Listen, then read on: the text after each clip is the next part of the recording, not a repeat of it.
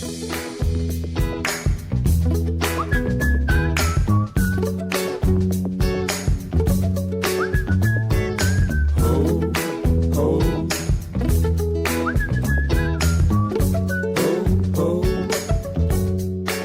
to Storycomic Presents, where we interview amazing storytellers and artists. This is episode 527. I'm your host, Barney Smith of Storycomic.com. And my guest today is John Holland, a returning guest and the writer behind Diebold Comics. John is one of those indie comic creators who has built a whole shelf of work the hard way, one story at a time, across genres like horror, science fiction, crime, fantasy, superhero stories, comedy, slice of life, and drama. And so today we're talking about the indie comics backlist problem, how a creator helped new readers catch up, how digital comics can lower the barrier, and why sometimes the smartest campaign isn't only about the next new thing. It's about making sure people can find the work you've already made. John, how's it going? It's going fine, sir. You make me sound so smart doing it when you talk about it. So you've been on the show a few times. For those that might have missed some of our previous conversations, do you just want to explain to folks what Diebold Comics is? Yeah, Diebold Comics is my comics that I've been writing and creating for the last couple decades. I started writing back in the 80s, getting published by Fantagraphics and Innovation and a bunch of the indie publishers. Back in around the beginning of the 2000s, I started to do more self-publishing, and I took some of that old stuff I had did and actually have reprinted it in addition to creating a lot of new stuff. And I created Diebold Comics as umbrella, as a publishing company to keep everything together. Because when I first started publishing, I was just publishing, just throwing the stuff out there with no brand name on it, no publishing name. So I figured, having a brand and trying to get all this stuff in one spot would probably be helpful.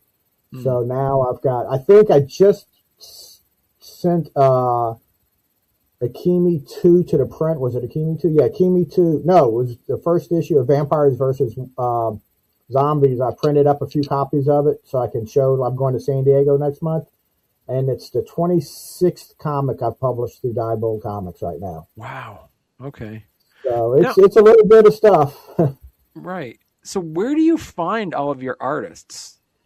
In the beginning, I used to find them. There used to be, now this is going to be something that a lot of people won't even know about anymore because I'm old. There used to be a newspaper called Comic Buyer's Guide. It was edited by Don and Maggie Thompson, and it was kind of like a news. It was published weekly, and they published all the news about comics. They also had a classified section in the back of it, just like a regular newspaper. And I would advertise in the classified section looking for artists. And that's how I found the artist Ron Wilbur, who helped me draw, did lizards for me. It's also where I found, I think, Brian Clifton, who also did lizards. So a lot of my older artists I worked with, that's who I found through sites like that. That's how I found Sam Keith. Sam Keith and I hooked up through a magazine. It wasn't through Comics Buyer Guide, it was through Comic Scene, looking for, collaborators. Nowadays, I find almost all my artists on Facebook. I know a lot of people hate Facebook, and I'm not a big fan of a lot of what it does and stands for. But Facebook has a lot of groups, like artists looking for writers, writers looking for artists, all that. And I just go on there and I just put up a post saying I'm looking for an artist, and then I'll get about 1,000 posts. And I just kind of have to work my way through all the posts looking for, artists, that, one, that I think, that I like their art style. Two, that I can afford because, everybody's got different price ranges. Some artists, want to charge a couple $100 a page, which unfortunately I can't afford, and that's fine. I don't ever try to talk an artist out of his, whatever he wants to make. If what he is wanting is more than I can afford, that's fine. I look for artists that are within my pay range, and then we get working. Right. Now, so talk to us a little bit about the Fund My Comics. What can people expect to get as your digital library? Well, Fund My Comics, I've got, I think, 15, 16 single issues up there of my comics. They've got, science fiction, fantasy, horror, slice of life, comedy, little of everything. I don't write in one genre. I don't write one character. I'm all over the board. I've got like 16 single issues. For digitally, they're $5 a piece. I thought that was a pretty good price. Even on Kickstarter, I'm noticing a lot of digital comics now are selling for $10, $15. So $5, is about as cheap as a price I think I can get. I've got a couple trades on there. They're going for $10 a piece. So, and then I have a bundle, the everything bundle. So you get all the single issues. You get the trades. If you took the trades out, the single issues out of the trades and added it, I think that'd be 26, 27 comics. I figured it up. It'd come to about $1.80 a piece. So it's $50 for the entire bundle for everything. So, I think it's a pretty good price. I think, it's a lot of, it's my life's work from the 80s to now. I've got some of the older stuff in there. I've got stuff that I just did in the last couple months. I've got artists, all different artists. I've got some work from Sam Keith in there. Sam and I started working together. We did about 4 or 5 short stories that appeared in Kitchen Sink's Death Rattle and a few other places. I think most of them have been reprinted in his I Before E reprint book. But there's one story in there I think that's never been reprinted that Dave Garcia from PandaCon penciled and Sam inked. So if you're a Sam Keith fan, there's the anthology title I have that his stories are in. I've got Alma, which is What If Buffy Was a 72-year-old grandmother. I've got all sorts of stuff. I've got Robot Sex, which I know is one of your favorites. I like that. That's a really good one. First 2 issues of that's science fiction. So I think there's something on there that almost anybody could find, to enjoy. It's like I said, it's all over the place. It's all sorts of genres. There's a lot. I think, the prices are right. And you don't have to worry about, me finishing the book. You don't have to worry about it going to the printer. You don't have to worry about me shipping it. It's all digital. So hopefully within a week after it's over, I'll be sending the books out to everybody. So you'll get it as quick as possible. Okay, perfect. And I know earlier you tried going through Zoop with this, correct? Yes, I did, and it didn't do very well. So, I'm trying, I did Kickstarter before, but, there's so many crowdfunders out there that I thought, well, let me experiment, see what works. And I tried Zoop, and it didn't do all that well. So I'm trying to fund my comic. Right now, we're not doing all that great, and I don't know, neither of these sites have a lot of, people, just scrolling through them yet. Right. Kickstarter has a built-in audience that people just go to Kickstarter and just look for stuff. So I've been pushing this. I've been doing a lot of posting for it. So we'll see. But, I think it's a good way to just, get some books inexpensively that, to read. Yeah, as I said, $50 for everything. You're talking about hundreds and hundreds of pages. Yes, I think it came to somewhere between 800 and 900 pages, I think. Wow. So, we still, like I said, I'm running it for 2 months. It's going through July. My next campaign is going to be on Kickstarter. I'm going to go back there and see how it does. It's going to be for a different book, but this is, I figured this is an easy way to try to get the books up there, make a little bit of money so I can pay some of these artists I'm working with. And get some books in some people's hands. Right. No, I know you got some really good stuff in here because I know we did. We talked earlier when you're on earlier talking about Alma. Yes. Yeah. We talked about Robot Sex too, which is a really. I can't wait. When are you putting out the next one for that? As soon as I can make some money to pay Roman. Roman's I've noticed has been doing a lot of work with some different publishers and stuff. So, and his prices went up, which is understandable. Right. But I have just got to make some money so I can afford to pay him to finish the next couple books. Right. Well, I mean, he should have grandfathered you into the price so that you kind of helped them out, right?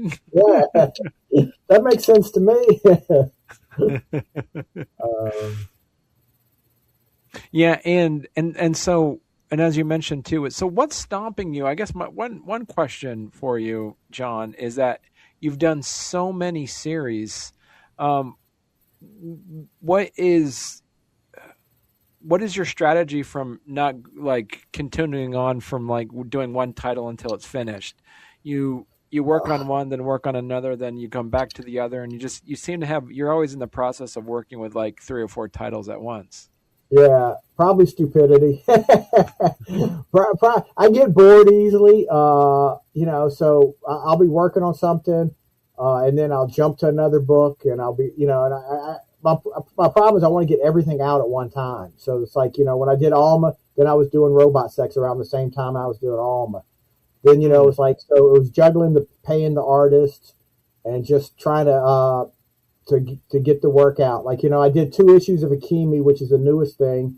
And now after getting the first 2 issues out, we've jumped and we're doing a different series, but we hopefully we're going to jump back to Akimi. But, it just, I get bored easy, and it just, maybe if one book really caught on and was selling real well, I might stick with it just because, I could be making some money off of it and continuing to publish it. But right. I've always thought that, maybe I should have just stuck with 1 or 2 series instead of trying to do 26 different books. Like right now, Robot Sex could be at issue 40 or 50,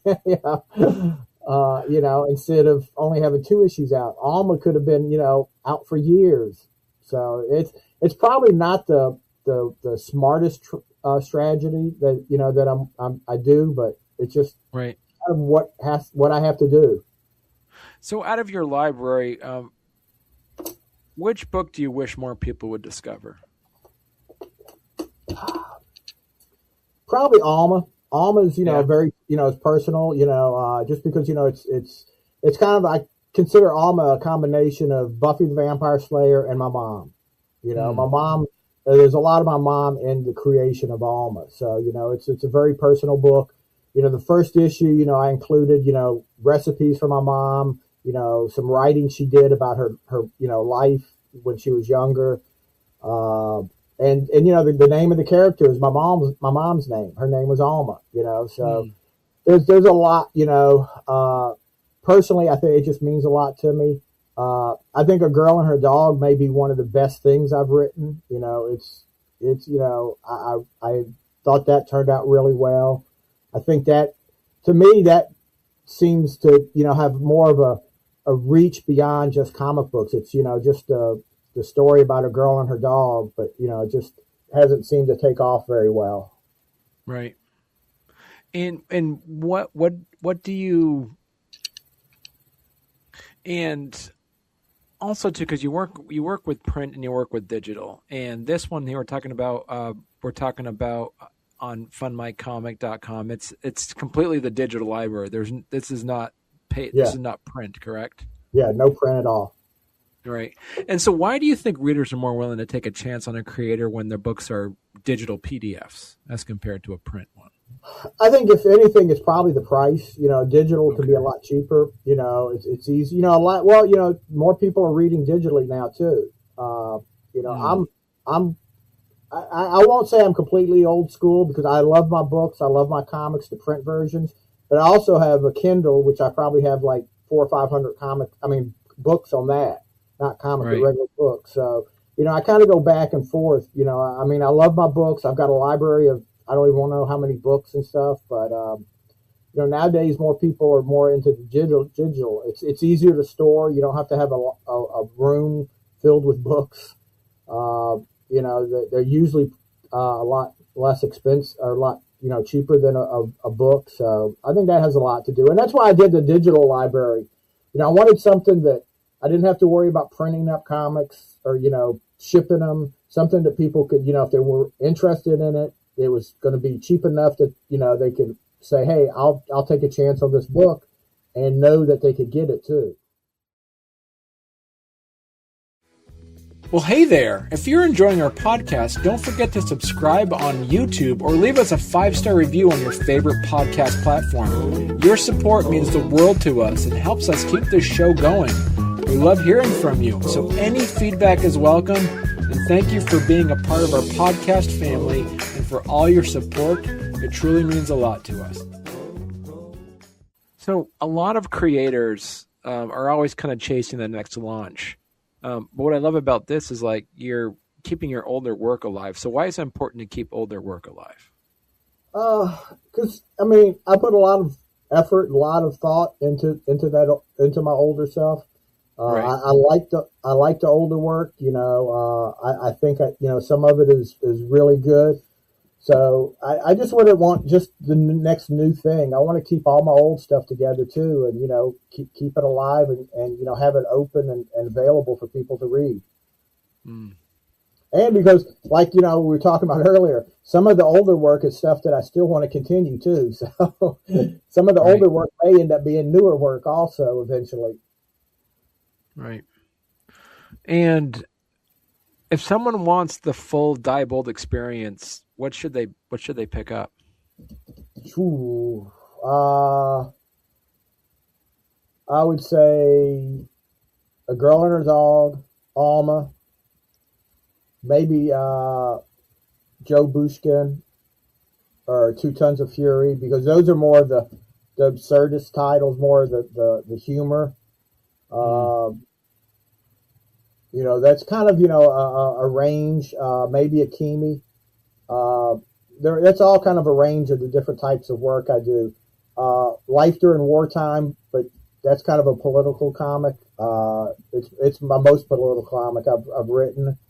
But then Lizards, it's hard for me to pick. Lizards is like a story about family. I'm up to 6 issues with that, and that's basically just a story about a family and the problems between a father and a son and the daughter and the friends and they just all happen to be talking lizards living in the future. Mm. Yeah. Now, for other indie creators listening, what advice would you give them about building like a backlist campaign? I think just keep creating. It's easy to get discouraged. It's easy to decide. To me, I think it's important to branch out and not just have one title. Some creators are good about they may have 30 issues of one character and that works for them. But I think just keep creating, keep finding artists to work with, and keep putting stuff out there, because it's easy to get discouraged and decide not to do it anymore. Mm. And so where should people go right now to support the digital library? It is on Fund My Comics. Okay. Yeah, it's Fund My Comics. Just go there. You can look for Diebold Comics Digital Library, and like I said, everything is, most of the comics are $5 for each single issue. Okay. And it's a great deal. They get that $50 for everything. That's a great deal. What did you say? It's a little over 800 pages. Yeah. And, that's the type of deal I couldn't make with printed comics, because, it would cost me a fortune just to, print all those comics up. Right. Digitally, it's easy to make it a lot more affordable for people. Right. So, like, doing the math on this here, like how much it's like, so looking at the math is, let's see here. So it's,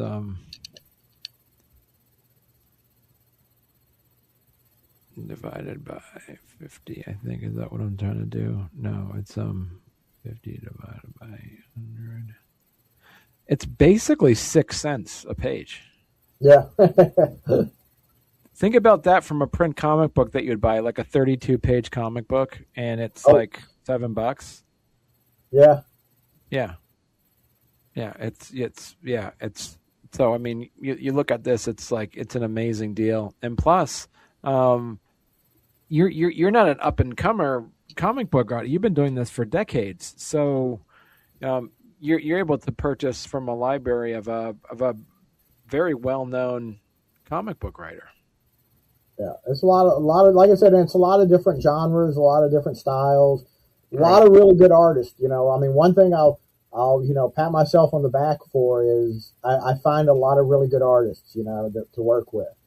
You know, I think all the artists I've worked with have been really good and done some amazing work. You know, the artist on Alma, Hernan, is working for IDW right now. He just did an issue of Star Trek for him. Wow. Okay. Cool. And so we're looking forward to talking to you in a few more weeks about you have a new. Do you want to kind of give a sneak peek of what you're coming up with for your next Kickstarter as well?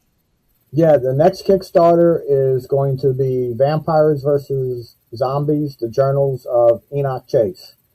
The artist is going to be Jorge Luis Gabedo, the artist for Makimi. We already had the first issue done. It's written, it's drawn. All we're waiting for is, do the Kickstarter, find out how many copies we need, and we'll print it and get it out to people. But it's 100% done, and I think it's turned out pretty well.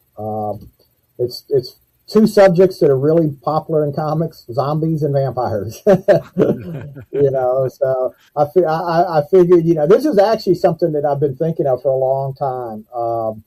Hernan and I actually made an attempt at it years ago. We just kind of never got any further. We got a few pages done, and then it just didn't get any further. So, it's between the vampires and the zombies and the main character have all been in my mind for probably the last decade in one way or the other.